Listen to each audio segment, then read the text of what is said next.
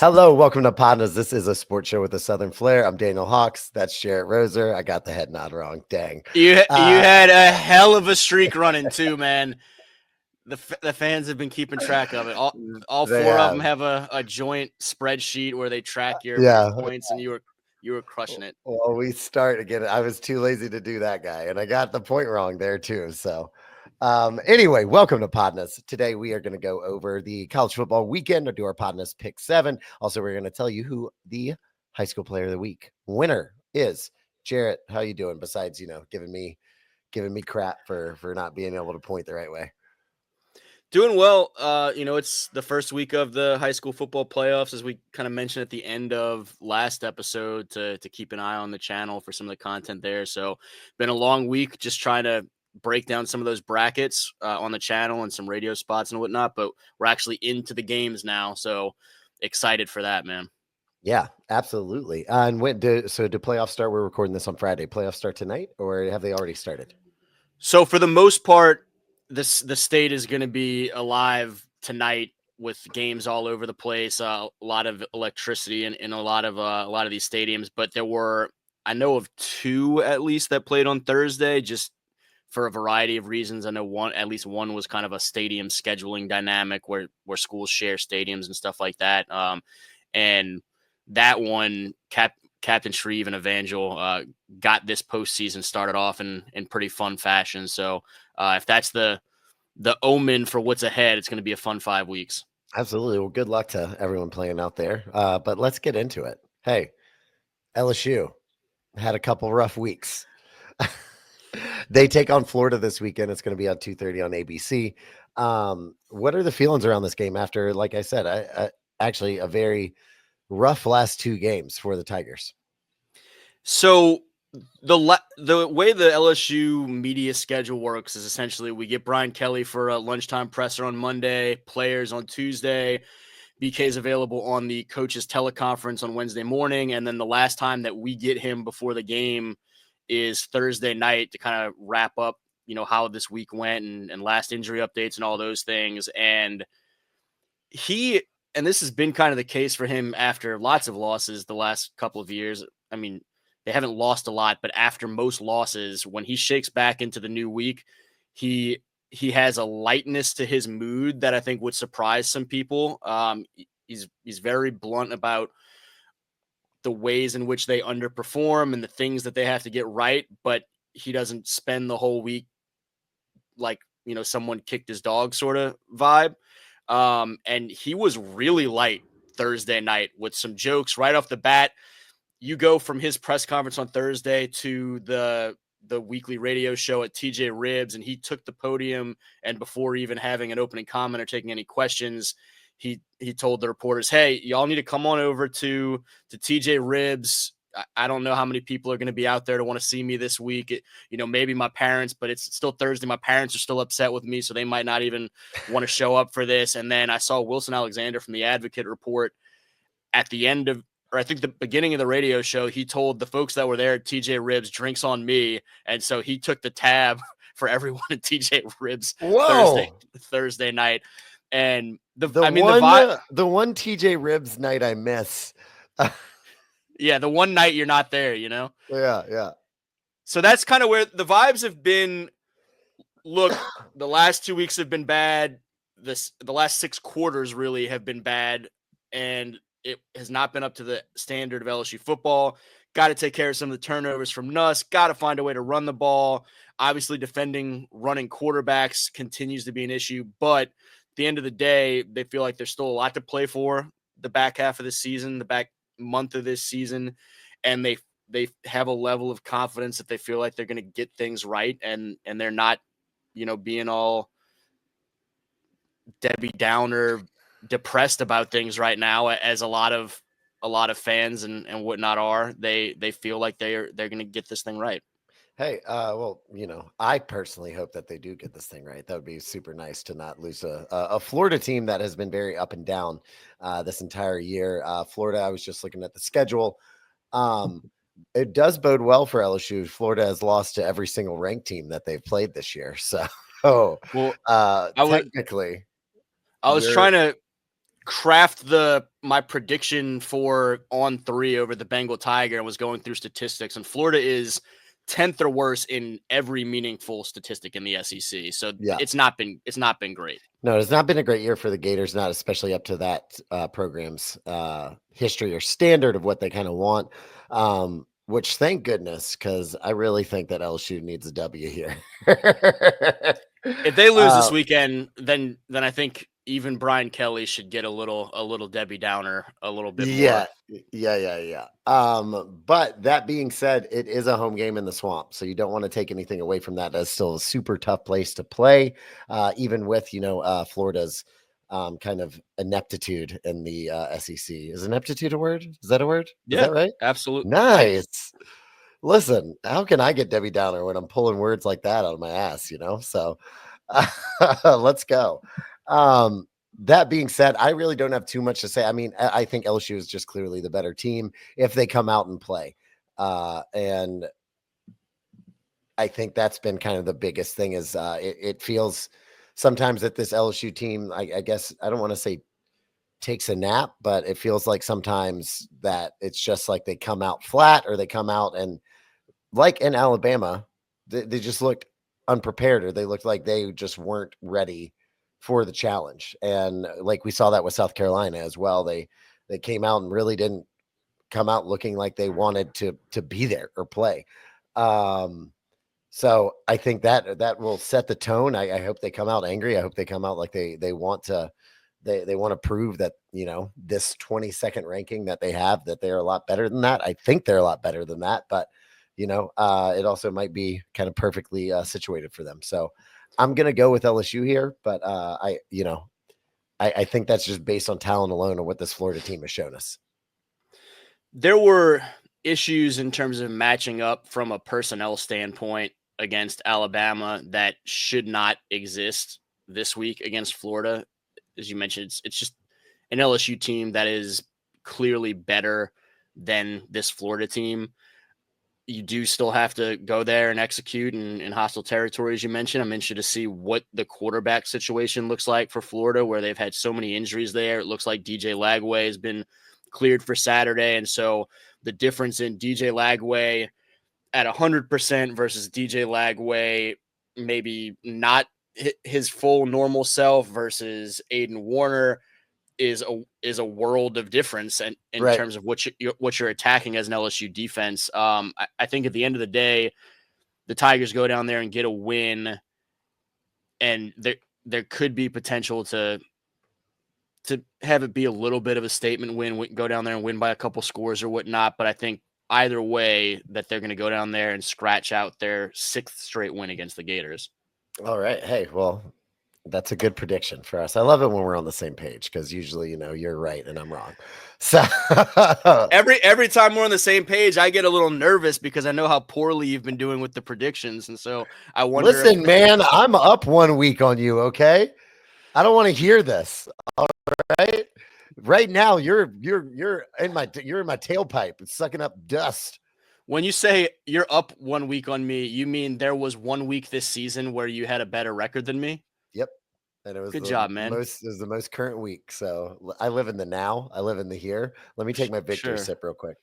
Yeah, good job. You're a glass 1/8 full type guy, not a glass 7/8 empty. Got you. Well, now it's just all empty. There we go. All right. Anything else you want to say about this LSU game? I think we kind of covered it. No, I mean, I just think it's going to be a nice bounce back opportunity. And man, if they can't get the running game going against Florida, then there's not a lot of SEC teams this year that you're going to get it going against. We talked about how last week wasn't Alabama's typical defense. And honestly, LSU had run the ball relatively effectively when they were committed to doing so. And Florida's run defense has been worse this season. And if you can get that going, it's going to set the table for Nuss to have a great bounce back week and so on and so forth. And just try and have the type of complimentary performance they've been looking for. Well, we'll see. Hopefully that does happen. Go Tigers. Let's beat the Gators. I hope I get to say it sucks to be a Florida Gator on Saturday. That would make me very happy. Next up, Tulane cracks the top 25. Look at them. This team has been, if you have not been watching, you need to pay attention. This team is very, very good. Tulane is going to be at Navy, 11 a.m., another 11 a.m. game for Tulane. It's like that's where they live this year. Yeah. Saturday, it's going to be on ESPN2. I'm going to go with the Green Wave here. I think Navy started off so hot. I think has come down back to earth a little bit, and Tulane is really hitting its stride. So I don't see any reason for them not to continue on with this. But what do you got for this? Yeah, I think it's a matchup that is always challenging. Navy's going to go out there and take care of the football largely, not hurt itself, be a funky matchup in terms of some of the things they do offensively. That is a different preparation process than most of the teams you see in modern football. I do think Tulane's going to be ready, though. They're a team that has come out and started really well, no matter where they're playing or what time they're playing, and handled their business as consistently as anybody. And I think Summerall is going to have those guys ready to roll and go get another win.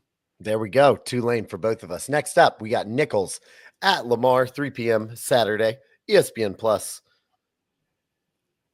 Anything to say about this little matchup? I don't have much. I haven't looked at Lamar. I just thought it was a billboard company, so I don't know. I don't know how well that they've really done at recruiting, because I haven't seen any billboards for their football team, so I'm not really sure how they're going to do. Yeah, Did you? cute? Yeah, you did a lot of things there. This is a really interesting game that I've been torn about. I was trying to pull up the standings just now, and they're both sitting there at 2-3 in conference, right in the middle. Everybody's chasing, your favorite Incarnate Word, still undefeated in Southland play. And these two teams are also a couple games back of Southeastern Louisiana, who's having a nice season up there, second in the conference at the moment.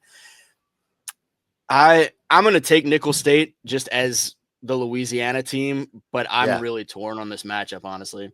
Listen, I agree with everything you just said, and that's why I'm going to pick Lamar, because I need to catch up with you. So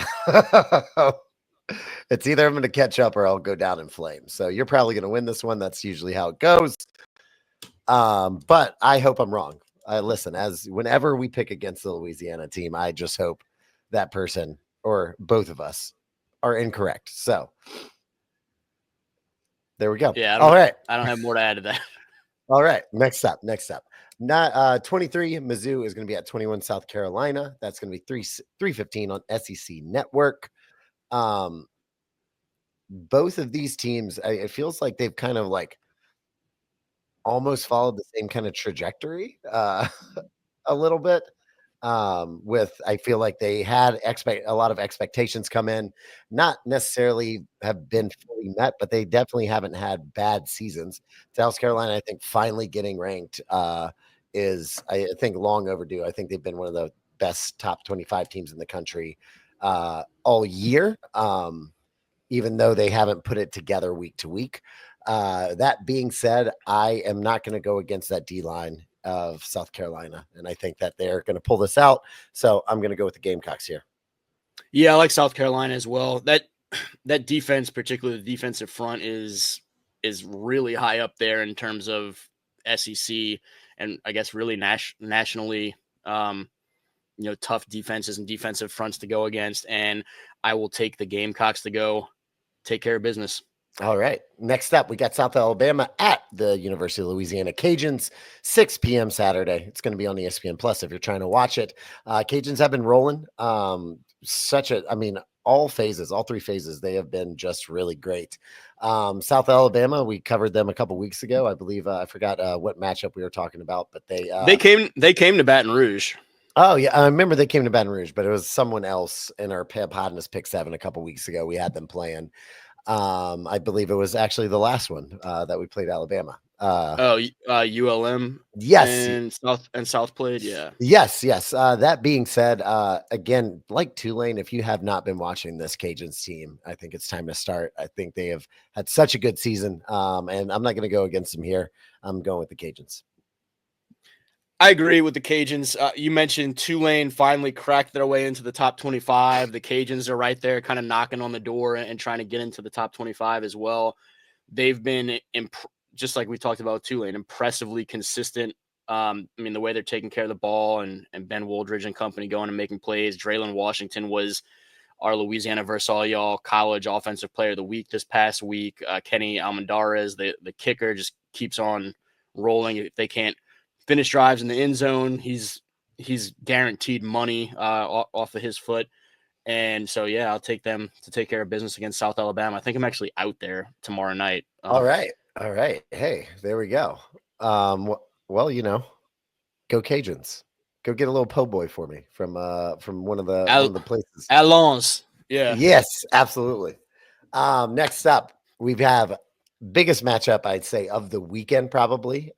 Is definitely, I think, the two highest ranked teams playing each other this weekend is going to be number 7 Tennessee at number 12 Georgia. I've gone back and forth in this one because, again, both of these teams, Tennessee with that one loss, but the way that they looked early, they were just dominating early. And it seems like a little bit tapered off, which can happen, with the youth of that quarterback spot. But then on the other side, Georgia, again, like Carson Beck has 12 interceptions on the year. And for someone that was being touted as possibly the number one QB prospect, he has really not played up to expectations. That being said, Georgia is super talented all across the board, which is to be expected for someone that's been either a national champion or in the national championship picture for the last half decade, basically. It's going to be really tough to go into Athens and get a W, but I think the Volunteers are going to do it. So I'm going with Tennessee.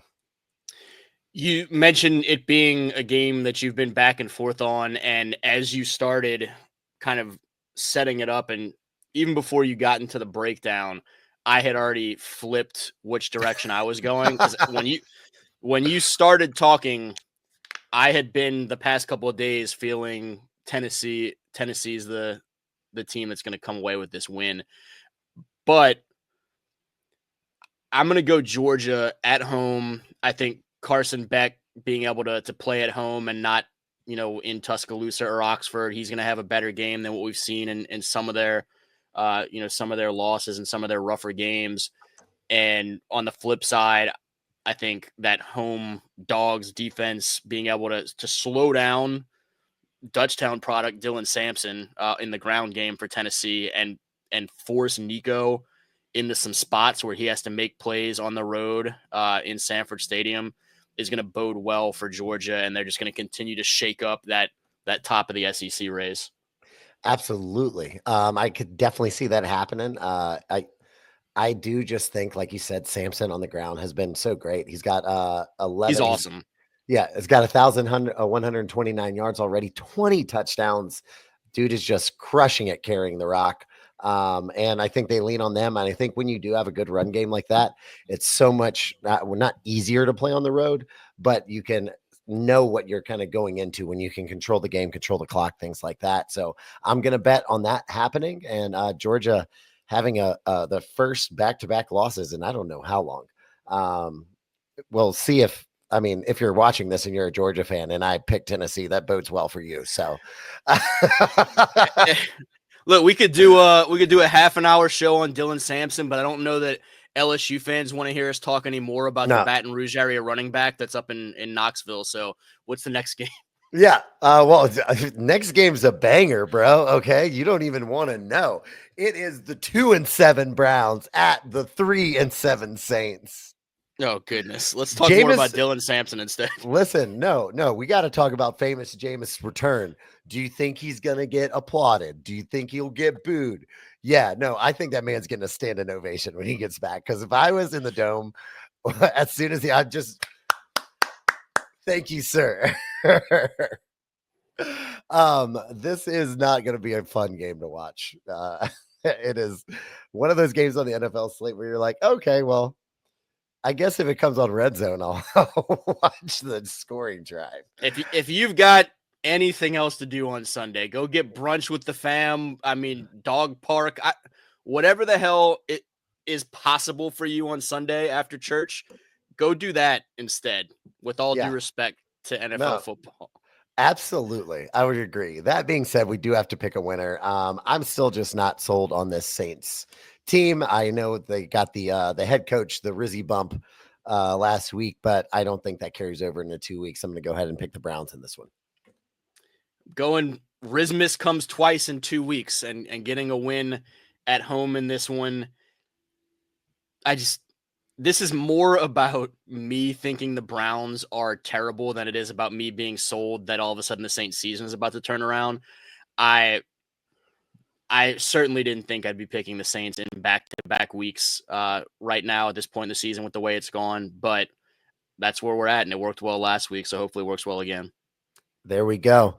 We have got the pick set. We'll see. I have a chance. I got 3 games this week that we differed on, so I could really cut in this lead. All right. I'm down like 8 right now. Could be 5. Who knows? All right. Let's see.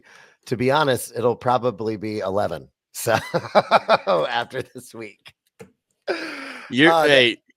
regardless of your football prognostication skills, kudos to your plus and minusing by 3 skills. Yeah. Whoever your second grade math teacher is really proud of you right now. I cannot.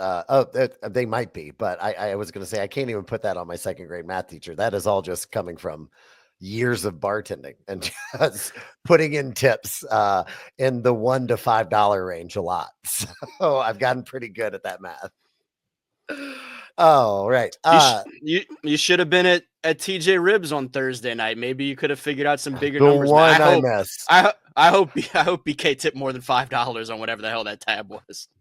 He better have. That should have been an auto gratuity. All right, that should have been automatically. You paid for everyone in the bar. Like, we're going to 20% that. I think that's for the good kindly staff at TJ Ribs. I'm sure they were taken care of. Next up, we are going to announce our high school play of the week. We showed some plays earlier this week, and the winner is going to be. Do you want to? I'll drum roll it. Hold on one second. All of that setup. Kept going. I was going to wait and see how long I could make you keep drumming. Jamarcier Plater to LaShawn Davis for Captain Shreve. The halfback pass situation. What a play in week 10. Yeah. Big play and a big win for those guys to wrap up the regular season. Again, Daniel mentioned that we're recording this on Friday, and Captain Shreve is one of those teams that opened the playoffs on Thursday, and so their season actually ended last night, unfortunately. But Jamarcier, hell of a play there to LaShawn. Jamarcier also, I mean, in his first season at running back has been absolutely exceptional. I was telling Daniel before we started recording, I think his college stuff is finally about to really blow up this winter and spring. And so, I don't know how much of a consolation prize the play of the week award is, but he and LaShawn get the play of the week, and there are exciting things ahead for he and that Gators program.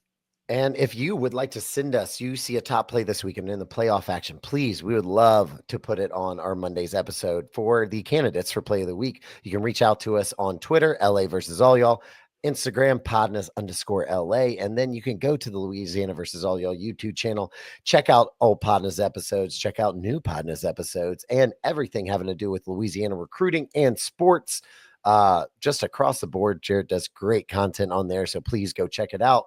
Like, comment, share this video. We'd love to hear where we were wrong, where we were right, and everything in between.